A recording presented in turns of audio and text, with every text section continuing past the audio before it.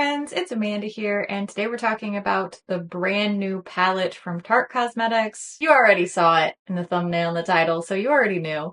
We're talking about the Tarte Maneater Nightfall palette. This is the highly anticipated, at least highly anticipated by me, to their release from last year, the Tarte Maneater After Dark palette. I very, very much loved this palette. I do have a full swatch and review video about this one if you want to know more information about it. It is still available. I just looked and you can still buy this from Ulta Beauty and probably from the Tarte website as well. So you can still pick this one up. I loved this palette way more than I ever expected to because Tarte eyeshadows have been very hit or miss for me for many, many years. I loved this one. I was pleasantly surprised by it. It was in my top palettes of the year last year. So when I saw that we were getting another version, another Maneater palette, as soon as it was available on the Ulta site, I placed an order for this bad boy. It was not available in store in my Ulta, so I had to wait for them to ship it to me. And thankfully it made it here in one piece. Their packaging continues to be terrifyingly scant, but she still made it. This is priced at $52 US. Like I said, I ordered mine from Ulta. Last year's palette, still available there, same price. We have 24 eyeshadows in here, and I have a lot to go over. I want to show you close-ups of this palette, the packaging, the shades. We have lots of swatches, and I'm also going to do just a couple of palette comparisons. I'm sure there are others that you want to see, so maybe I'll do a comparison request swatch day over on the Makeup.Just.For.Fun Instagram. If there's some more comparisons that you want to see with this one, then you can always check that out. But this is the main comparison that I want to focus on in this video. I want to see how much overlap there is between last year's palette and this year's palette, especially given the price of these palettes. You want to make sure you're investing those coins wisely. So we're going to compare these two. I'm also going to show you an eyeshadow tutorial for this look that I'm wearing in today's video. Let's start with a close-up look at this palette and its packaging. This is the outer carton, the box that the palette comes in. You can see the front is a big depiction of the shades inside, and then we have sort of a smaller indicator of the shades on the top panel of the box. All of the ingredients are listed on the back of the box, so if you have any sensitivities, I recommend hanging on to the outer cartons just so that you can refer back to those ingredient lists. The palette itself has the signature Maneater animal print. This year's palette is a warm eggplant purple type of color. Last year's palette was all black but the same styling. Inside we have a really nice big mirror, and all the shades are laid out in sort of color order here. There are 11 true matte shades. There's one satiny matte with sparkle. It's a very different type of finish. It's that shade Alpha up in the corner there.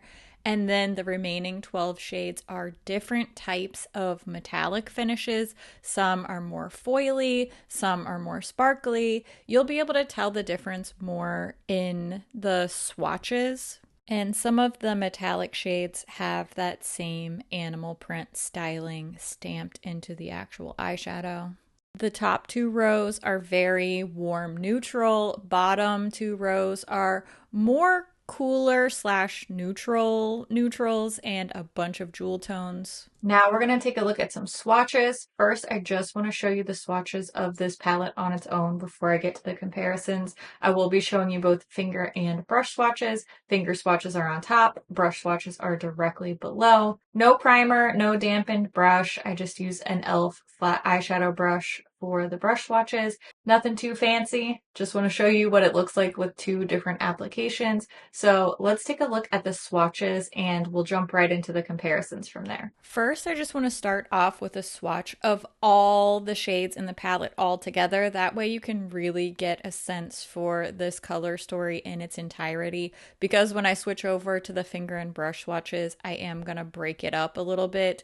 But I wanted to give you a visual of this entire palette working together. These are all just finger swatches. I actually did this for an Instagram post, and I was pleasantly surprised at not only how beautiful this color story is altogether, but just how incredible all of these textures and formulas are.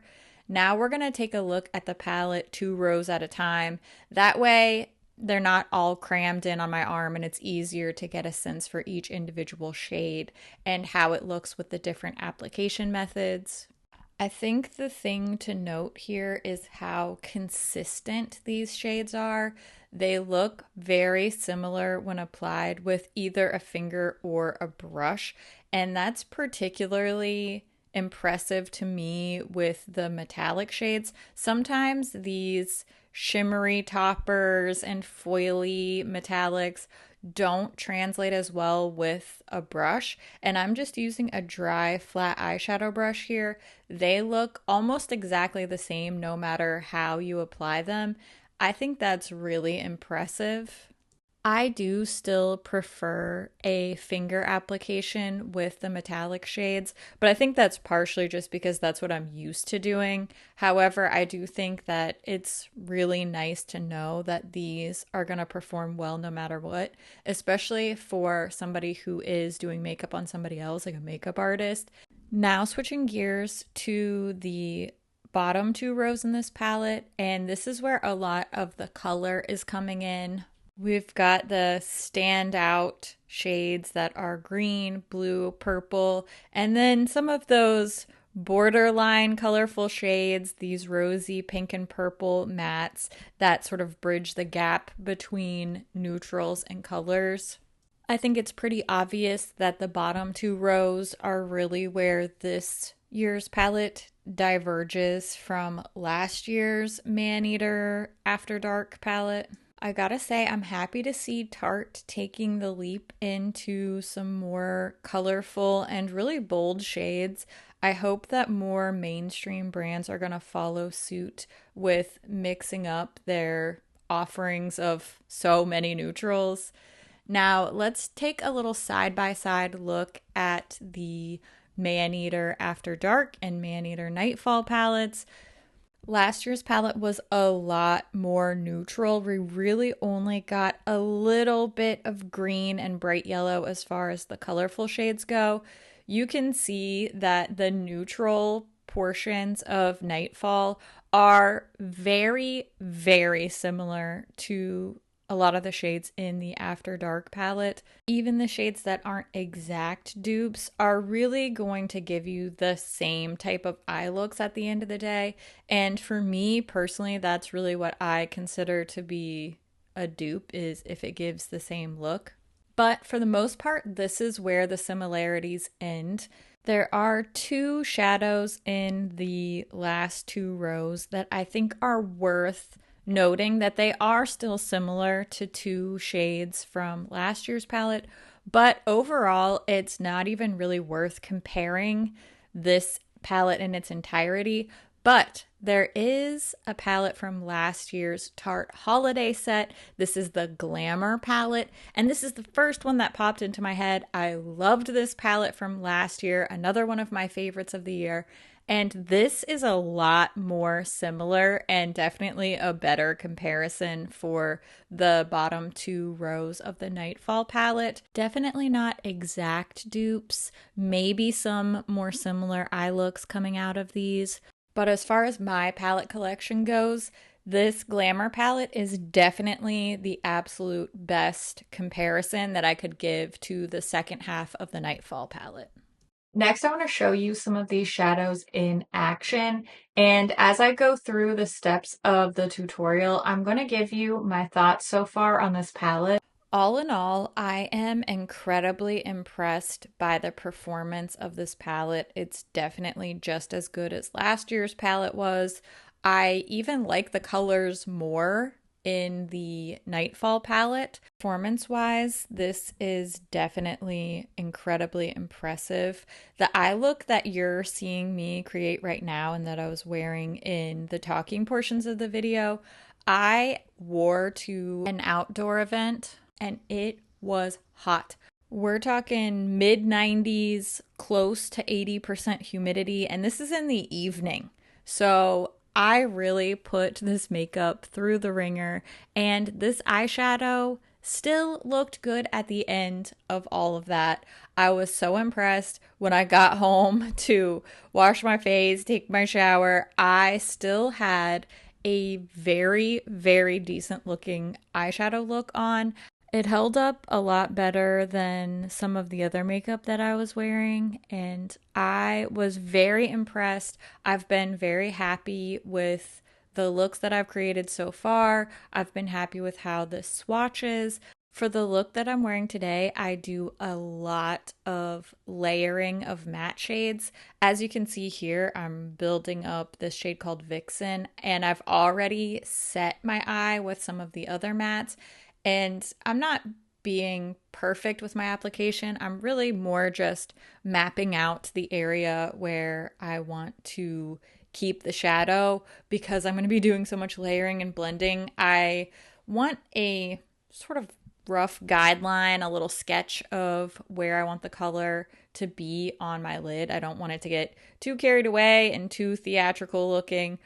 But as I layered this up, I felt like the shadows adhered really nicely to one another. The colors blended beautifully and layered beautifully. Sometimes when you start piling on a lot of mattes, they pull each other up, they muddy up, you start to get sort of blank patches from blending too much, and these really just layered so beautifully. Once I added this metallic shade into the mix, I felt like my look was really coming together. I could have just left it like this, but I did go back and deepen up and blend just a little bit on the corners. I think I was sort of testing the limits of how much can I blend and layer these before they start to come apart at the seams. And these really stood up to that test. This palette just hit a lot of the right notes for me, formula-wise, performance-wise, but also the way that it's laid out. It's very user-friendly. I like that it's half colorful, half neutral, half matte, half shimmer. I love a well-balanced palette, and I really feel like we have a great balance here. There's plenty of light, medium, and deep shades so that you can get a variety of looks. They're easy to mix and match and pair together. I wanted to do a not quite colorful, not quite neutral type of look, and I think I really hit that perfect median here. It feels rich and fall-tastic and festive, but still very wearable and very approachable. I think anybody can enjoy this palette no matter what your expertise in eyeshadow application is. And I think this is a particularly good palette for somebody who wants to branch out into some color but hasn't quite gotten to that bold color loving phase yet. This is a really nice way to ease into some color, but still with that neutral supporting cast to help ease the transition a little bit. I do think that this one is going to work for a lot of different people. Obviously, I'm super excited about this palette, despite the fact that there is a decent amount of similarities with last year's palette. I liked last year's palette, so I'm not mad about it. From the formulas to the colors, I just really like this palette. It's really doing it for me. I think that personally, my love for cooler tone neutrals and jewel tones has really grown over the past year. And this palette is sort of shifting towards those same sensibilities that I'm shifting towards. So I love it. I'm so thrilled with it. Let me know if you want to see some more eye looks using this palette. I have a lot of palette reviews coming up, so if you want me to drop in a little 2 more looks or 3 more looks or whatever it may be, let me know if you want to see some more tutorial inspiration using this Maneater Nightfall palette, because I will be happy to provide that if it's something that would be helpful or interesting to you. Let me know all your thoughts on this palette. Have you already picked it up? Are you interested? Are you passing? Are you going to wait and see what else comes out? Because you know the holidays are going to be big this year. I always love to hear what you think about things too, so make sure you leave all your thoughts down in the comments below. As always, thank you so much for watching, and I'll see you in my next video. Bye! 52 doll hairs. The new what? I do not know where that sentence was going. Nailing it. I don't even know. I keep like bumping my table. Sorry. I'm very distracted. I feel like I'm gonna get a breakout like right there. You know, sometimes you can just feel it. It like kind of hurts and itches at the same time. We'll see. Back to business. Look how cool my nail polish is. My nail polish is always listed in the description box, by the way. If you're ever like, oh, I wonder what that is. I'm really, really good about that. So it's always listed. If you just drop down the description box, pretty much all my makeup and nail polish, and usually my earrings too, will always be listed. I zoned out for a second. What part was I on? I think I need some more caffeine. Okay. Huh? This little deep rose purple pewter eye look is so pretty. It's so fall-tastic. I love that it's sultry and messy and it's not quite colorful. It's not quite neutral. This is my vibe. Oh, so good. So good. Sorry, my son watches too many Australian and British YouTubers, so. All right, thanks for watching. Thanks for hanging out. I am happy you're here. I'm happy that it's pretty much fall now. Finally, my time has come. Just you wait. I have so much fall-tastic content coming. Can hardly hold in my excitement. All right, I gotta go do some mom stuff now. I'll be back to YouTuber, social media influencer stuff later, but I gotta go do mom stuff now. So see you later, alligator. Don't forget to wear your SPF, wash your brushes, drink water, take care of yourself. Remember that you're special and important. And I love your face. Okay, bye.